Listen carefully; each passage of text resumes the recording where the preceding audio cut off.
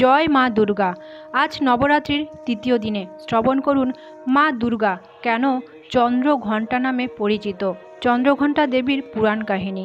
বন্ধুরা, আমরা আশ্বিন মাসের নবরাত্রি উপলক্ষে শ্রবণ করেছি মাতা পার্বতী রাজা হিমালয়ের ঘরে জন্ম নিয়েছেন।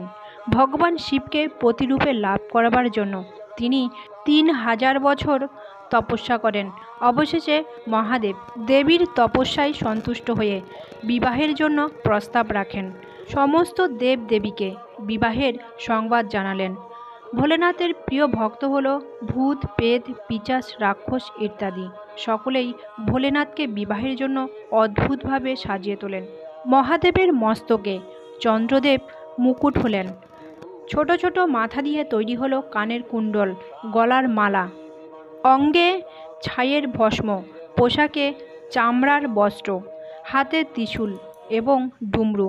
এমন অদ্ভুত শৃঙ্গার করে নন্দীর ওপর বিরাজ হয়ে গেলেন মহাদেব রাজা হিমালয়ের গৃহে বর রূপে।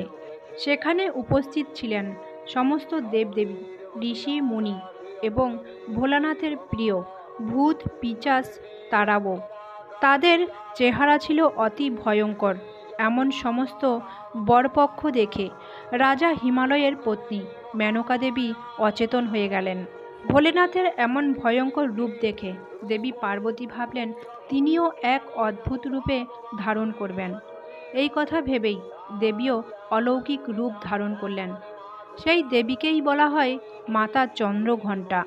মাতা নিজের অঙ্গ থেকে 10টি হাত প্রকাশ করলেন। সমস্ত হাতেই রয়েছে ত্রিশূল, বজ্র, সাপ, চক্র, পদ্ম, তরোয়াল, তীর, জপমালা, কমণ্ডলু, গদা। এছাড়াও দেবী চন্দ্রঘণ্টাও মাথায় চন্দ্র ধারণ করেন। দেবীর 3 নেত্র, গলায় শ্বেতবর্ণের পুষ্পমালা। তিনি বাঘের ওপর বিরাজমান। দেবী পার্বতী মাতা চন্দ্রঘণ্টা রূপে মহাদেবকে প্রার্থনা করলেন বিবাহ করবার জন্য, সুন্দর এক রাজকুমারের রূপ ধারণ করবার জন্য, যাতে তাদের পরিবারের লোকেরা মহাদেবকে দেখে ভীত না হয়। দেবীর প্রার্থনায় মহাদেব সুন্দর রূপ ধারণ করলেন। তারপর ভগবান শিব আর মা পার্বতীর শুভ বিবাহ সম্পন্ন হলো। সমস্ত ঋষি মুনিগণ আশীর্বাদ করলেন। এইভাবেই মা পার্বতী আর ভগবান শিবের বিবাহ হয়।